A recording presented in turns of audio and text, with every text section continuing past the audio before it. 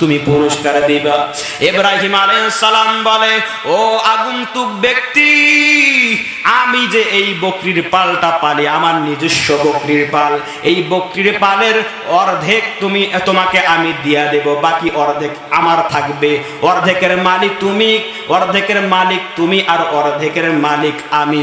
ও মুসলমান ভাই গো, এবার ওই আগন্তুক আল্লাহু কারীম আরেকবার বললেন, কিন্তু ইব্রাহিম আলাইহিস সালামের দিনের মধ্যে আল্লাহর এত মায়া, এত মুহাব্বত, এত ইশক, প্রেম, তিনি নিজেকে আর কন্ট্রোল করতে পারলেন না, আরো বেকুল হয়ে গেলেন এই বাক্যটা শুনবার জন্য।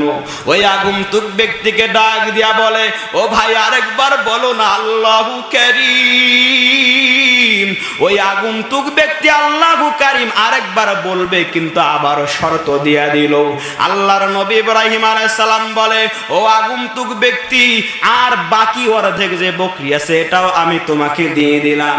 আবার আল্লাহু কারীম ওই ব্যক্তি বলল, কিন্তু ইব্রাহিম আলাইহিস সালামের মন তো ভরে না। আবার বললেন, ও আল্লাহর বান্দা আরেকবার বল আল্লাহু কারীম, আমার মাওলার নামটা আরেকবার উচ্চারণ কর। আমার বড়ই মজা লাগে, দুনিয়ার মধ্যে নর্তকীর গান শোনো, গায়ক গায়িকার গান শোনো, ইশকে পইড়া গেছো, এত পরিমাণ নেশা, গান না শুনলে তোমার ঘুম হয় না।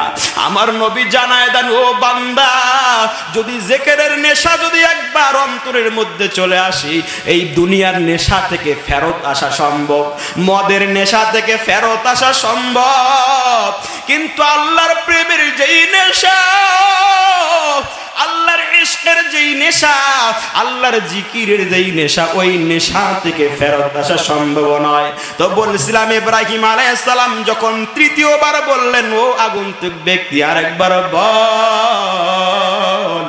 এবার তৃতীয়বার যখন বলবার কথা বলা হলো, ওই ব্যক্তি বলে, এবার আপনি কি দিবেন? ইব্রাহিম আলাইহিস সালাম বলে যে, ভাই আমার তো যা কিছু ছিল সব কিছু তোমারে দিয়ে দিছি, এবার ওই বকরির পালের রাখাল হয়ে আজীবন আমি তোমার সেই পালের রাখাল হয়ে থাকব। এবার ওই ব্যক্তি আল্লাহু কারীম বলিয়া ইব্রাহিম আলাইহিস সালামকে বলে, ও নবী ইব্রাহিম, আমি দুনিয়ার কোন সাধারণ মানুষ না, বরং আল্লাহ রাব্বুল আলামিন আমাকে পাঠাইছেন, আমি একজন ফেরেশতা, আল্লাহ আমাকে পাঠাইছেন আর বলছেন, ও ফেরেশতা যাও, আমার খলিলুল্লাহ, আমার বন্ধু ইব্রাহিমের অন্তরে আমি আল্লাহর ইশক প্রেমটা কি পরিমাণ আছে এটা পরীক্ষা করবার জন্যই মাত্র আপনার কাছে এসেছি। আল্লাহর প্রেম যদি অন্তরের মধ্যে একবার চলিয়ে আসে, আগুনের মধ্যে পড়লে ওই আগুন আপনার শরীরকে স্পর্শ করতে পারবে না। আগুনের মধ্যে পড়লে ওই আগুনটা ফুল বাগিচা বানাই দেবেন কে?